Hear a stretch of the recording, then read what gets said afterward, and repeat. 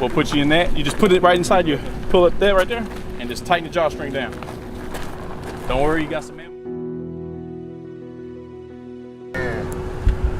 Man, this is crazy, man. Hey, but I love it, man. It's all for a good cause, man. So let's make this thing happen. Let him up. Okay. Pull over. Yeah, so whenever he pulls over? Well, I don't have to pull over. I gotta wait for him to pull over. Right. Yeah. So it looks like he's pulling over. All right. Doesn't matter how far away from it, doesn't really matter. You're good now. Here we go.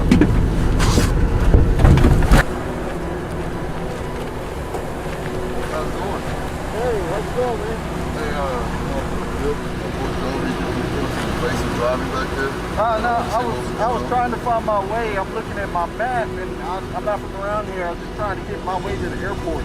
Do you have your license and registration on you? Driving crazy. I wasn't driving crazy. I was trying to look at the map and just trying to get to the airport. Well, that's all I was doing. I'm like I said, I'm not from around here. I'm trying to get to the airport, and I was just trying to use my map and just trying to get there. No doubt.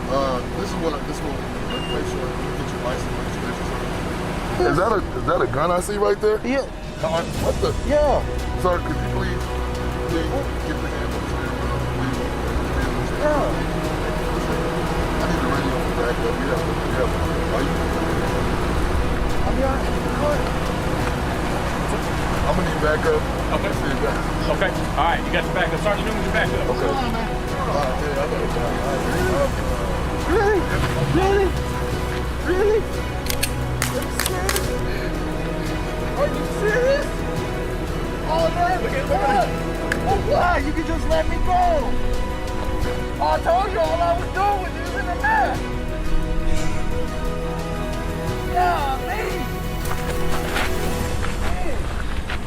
Sir, put the gun down. Sir, I need you to put the gun down. You put the gun down. No, you put the gun down. You put the gun down. I need you to put the gun down, sir.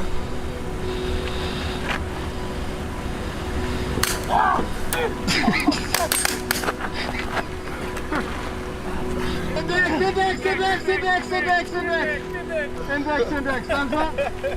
Thumbs up.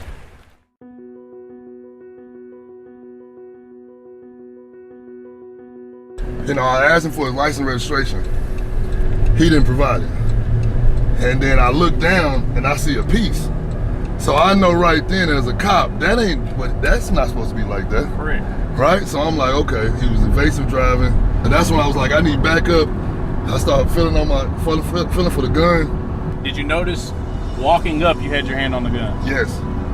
Because I was already apprehensive. Obviously you knew. Right. So people always wonder. Now obviously if we had more time, we would have made it to where nothing would have happened. Right. So you would have got your heart rate up for nothing. Right. Always be aware, but always be in control. Right.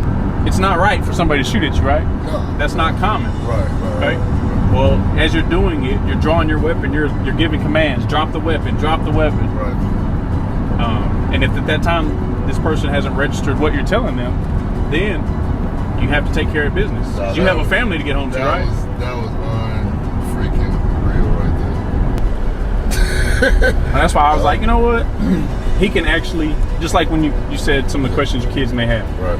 Okay.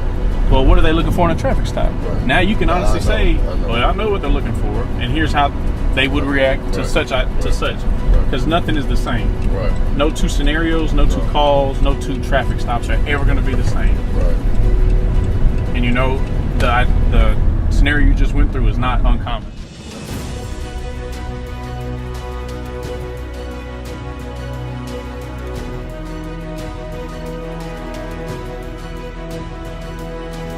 You see a lot of times in the news or just around the world is the cops' excuses, I was in fear for my life.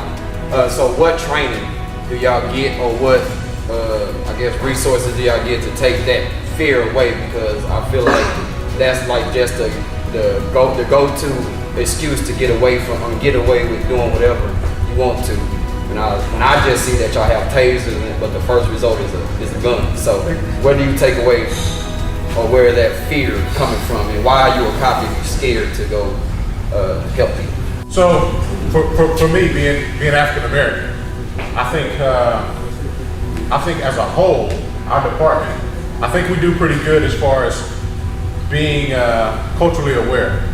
So for me, something that may happen out on the streets, because I'm familiar with it, I may not be nervous or it may not bother me. And I think that's something that we're gonna have to continue implementing, getting everybody to understand more about the different cultures. Because for me, like I said, it's things that I get nervous about when I encounter on the street, but you probably would never know. You know what I mean? I think it's good to keep your composure and just revert back to training. And for us, those scenarios like that, we learn from those scenarios where it gets us in those high stress moments, and then we're able to implement it out on the streets, and we may not react the same as we did, you know, in training. So as a whole, I can't answer that for everybody, but I know as a whole we need to continue to be more culturally diverse and learn more about different cultures, because I know that is a problem. You know what I mean? And maybe that's something that when people get out of the academy, they can visit different neighborhoods and kind of learn a little bit more. That way they're familiar with it when they actually get out on the street.